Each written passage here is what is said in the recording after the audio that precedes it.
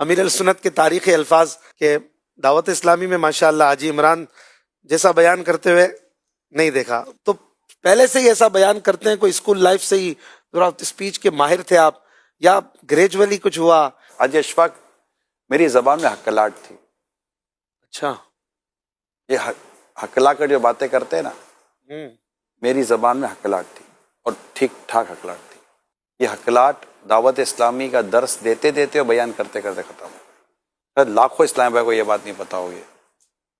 تو یہ حقلاٹ جو ہے نا، یہ اس طرح مطلب میں حقلاتا تھا، مجھ سے بات کرنے میں مجھے سوچنا پڑتا تھا کہ ورڈ نہیں نکلے گا، اور میں لائیو کرنا نہیں چاہتا، وہ کوئی نکال لے گا.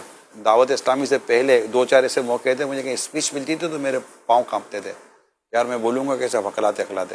تو بڑی آزمائش ہو جاتی. چلتے چل رہے حقلات آدمی یہ ہوتا ہے کہ چل پڑی تو چل پڑی، گاڑی رکی نا تو بڑی آزمائش ہو جاتی ہے.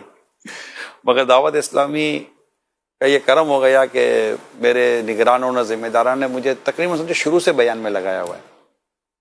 ہر ہفتے کو جو آپ اپنا علاقہ دورہ ہوتا ہے تو وہ میں کیونکہ نگران تھا، اپنے ذیلی نگران تھا، تو مغرب کے بعد بیان میرا ہوتا تھا.